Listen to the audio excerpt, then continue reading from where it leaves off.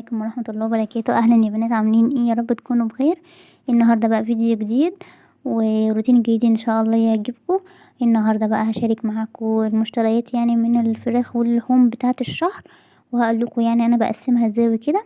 بس قبل ما ابدا الفيديو حابه اقول لك، لو انت اول مره تشوفي قناتي يا ريت تشتركي فيها وتفعلي الجرس لو عجبتك، وكومنت عشان اعرف ان انت جديده وارحب بيكي. وكمان حابه اقول اهلا وسهلا بكل المتابعين يعني الجداد اللي شرفوني. اهلا وسهلا بيكم. اول حاجه بقى نبدا الفيديو كده بقى، نسمي الله ونسمي على رسول، اللهم صل وسلم وبارك على سيدنا محمد. اول حاجه بقى انا بعمل ايه، بجيب الفراخ بتاعه الشهر بغسلها كويس قوي تحت الميه، وبعد كده بقى اشيل بقى من عليها اللي هي الطبقه بتاعه الزلال ديت اللي ما بين الجلد واللحم، واغسلها كويس قوي. وبعدين بقى انقعها في ميه ودقيق وكمان ملح وحوالي مثلا ليمونتين 3 كده، اعصرهم فيها واسيبها فيها حوالي ربع ساعه كده تتنقع في المحلول النقع دوت. حلو قوي جدا المحلول النقع دوت، وبتشيليه منها بصراحه ما بتخليش الفراخ فيها ريحه زفاره خالص، وبتبقى حلوه قوي. هفضل بقى انقعها كده فيها شويه حوالي ربع ساعه زي ما قلتلك. وبعد كده بقى هغسلها كويس قوي تحت الحنفيه، بعد يعني ما تنقع ربع ساعه اغسلها كويس قوي تحت الحنفيه. وبعد كده بقى هطلعها واقسمها معاكم واوريكم انا بعملها ازاي. بصوا بقى، انا بجيب الفراخ بتاعتي بجيبها من في اول الشهر يعني كده بجيبها، والحمد لله يعني بتقضيني يعني طول الشهر بالتقسيمه يعني اللي انا بعملها كده، وهوريها معاكم. يعني بتكمل معايا يعني الحمد لله بالشهر. بصوا بقى، انا عايزه اقول لكم، بس انا اسرتي احنا انا وجوزي، وعندي ساجدة وادم، يعني هم صغيرين، ساجدة 4 سنين وادم لسه سنة ونص، يعني اللي هو بقى مش في الاكل قوي يعني. فانا بقسم على حسب يعني، عارفه طريقه اكلنا عامله ازاي. انتي برضو كده يعني شوفي انتي كل واحد واسرته، وكل واحد يعني عارف هو بياكل ايه ومقدرته في الاكل ايه. فانا بقسم على اساس يعني عارفه اولادي بياكلوا ازاي، وانا وجوزي يعني برضو بناكل ايه. بص، اول حاجه كده بقى حطيت في طبق، حطيت فيه، انا قسمت الورك على 2، يعني فرختين قسمت فيهم الورك بتاعهم على 2، وفرخه واحده بس سبت الورك بتاعتها سليمه. هاخد بقى اللي هي القطعه اللي هي بتاعت اللي هي مش الدبوس، اللي هي باقي الورك، احط 2 في طبق، والاجنحه كلها حطيتها في طبق زي ما انتوا شايفين. وكمان هحط 4 دبابيس في طبق. بص، انا مش هفرز، انا يعني احطهم كده وهطلع بقى واشوف انا هعمل اكلة ايه، واطلعهم على حسب الاكل اللي انا هعملها اطلعهم واعملهم بيها. يعني انا بفكر الفترة اللي جاية يعني افرز وكده، بس انا لسه ما جربتهاش، ولو وحبيت يعني افرز هعملها معاكم ان شاء الله. بس كده بقى. الطبق الرابع احط فيه ايه، احط برضو فيه 2 من اللي هما الباقي الورك. انا جايبه الفراخ كبيره شويه يعني، بصوا اللي هو الحته اللي هي باقي الورك ديت يعني كبيرة، يعني ممكن اطلعها كمان اقسمها على 2. زي ما قلت لكم يعني انا اولادي يعني مش مالهمش فيها قوي، ومش بياكلوا يعني او في الفراخ. الطبق بقى الخامس حطيت فيه وركين سلام، زي ما انا قلت لكم سايباهم سلام يعني للسلق وكده، يعني لو هعمل منهم هطلع منهم اعمل منهم شوربه واسلقهم. الطبق بقى السادس حطيت فيه ايه، حطيت فيه الكبد والقوانص بتاعه ال3 فرخات. انا جايبه 3 فرخات زي ما قلت لكم في اول الفيديو، انا جايبه 3 بس الشهر ده، وهقسمهم كده زي ما انا هوريكم. الطبق بقى السابع حاطه فيه ايه بقى، الهياكل اللي هي بتاعه اللي انا مطلعه منها البانيه، وكمان اللي هي الرقبه بتاعه الفريخ. تمام كده، وحطيتهم برضو في طبق لوحده. البانيه بقى هقسمه ازاي، هقسمه برضو معاكم على 4 اطباق.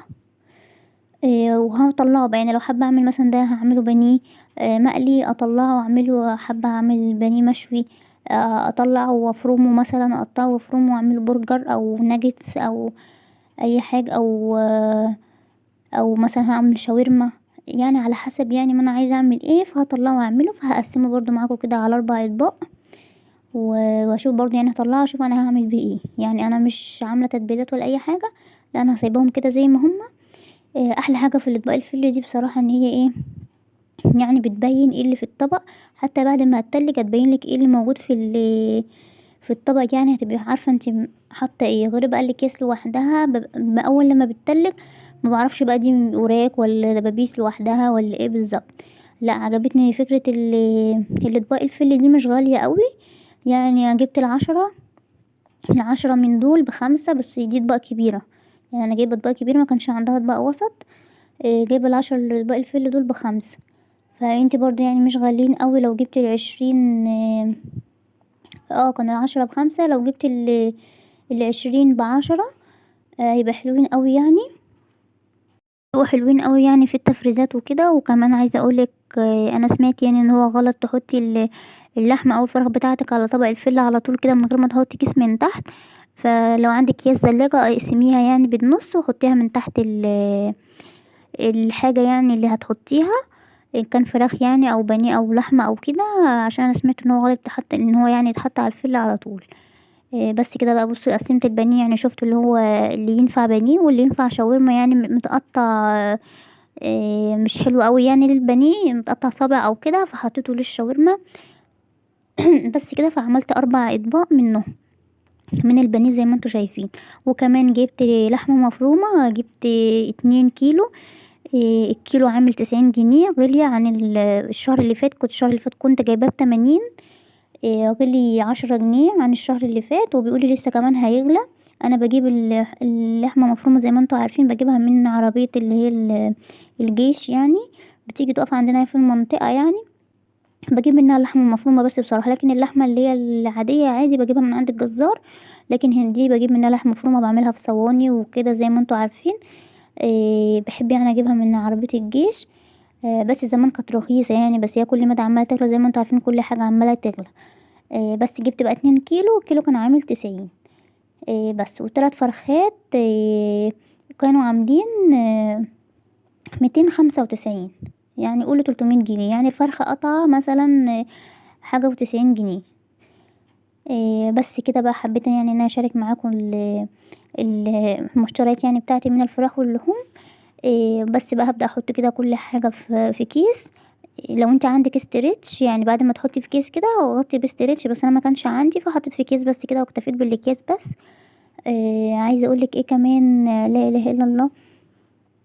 بقى انا لما بحب مثلا اجيب لحمه يعني من عند الجزار وكده واسلقها يعني، فبحب اجيبها يعني من عند الجزار واعملها في نفس اليوم، مش بجيبها يعني وافرزها. وكمان السمك، لو حابه برضه اجيب سمك ايا كان نوعه، فبجيبه برضه في نفس اليوم واعمله في نفس اليوم، مش برضه مش بفرزه.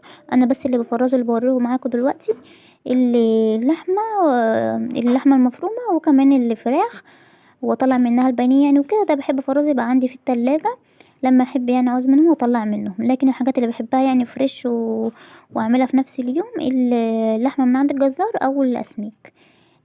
بس كده بقى. عايزه اقولك ايه تاني، الاطباق البانيه ديت، يعني انا مش ممكن الطبق الواحد دوت اعمل منه كذا حاجه. ازاي بقى؟ يعني ممكن اطلعها افرمه واعمل واحط عليه بقى فول صويا والكلام ده كله، واعمله برجر فراخ. وممكن كمان بقى برضو اطلعه اعمله افرمه واعمله ناجتس. فبالتالي بدل ما يطلع معايا طبق واحد بس، اللي يطلع معايا كذا وجبة على كذا يوم، يعني هتبقى معايا كذا اكلة. وكمان ممكن اعمله شاورما برضو. الشاورما زي ما انتوا عارفين بترمي، يعني لو عملت الطبق واحط عليه بقى بصل وفلفل والكلام ده كله، ممكن برضو يطلع معايا وجبتين، اعمل شاورما على مرتين. وكمان بقى عايزه اقول لكم برضو كيس الهياكل دوت انا بعمل بيه ايه، انا بطلعه واعمل منه شوربه، بيبقى حلو قوي. يعني مش بعتمد عليه يعني كوجبه اساسيه، بس بطلعه وبعمل منه شوربه و... واعمل يعني منه اللي انا شوربه يعني، واعمل منه يعني اطبخ عليه واعمل منه اي حاجه يعني انا عايزاها. بس كده بقى. ده الفيديو بتاع النهارده، يا رب يكون عجبكم، ولو عجبكم يا ريت تدوسوا لايك. ولو مش مشتركه اشتركوا وفعلوا الجرس على الكل عشان يوصلك كل فيديو جديد انا بنزله. تقولوا لي رايكم يعني في الفيديوهات اللي انا بنزلها. واقترحوا يعني عليا فيديوهات جديده، لو انا لو عايزين مني يعني تشوفوا منه فيديوهات تانية منه تاني، برضو عرفوني وكده. وهشارك معاكم برضو كل حاجه، يعني ناخد رأي بعض يعني وكده. بس كده بقى وصلنا بقى لنهاية الفيديو.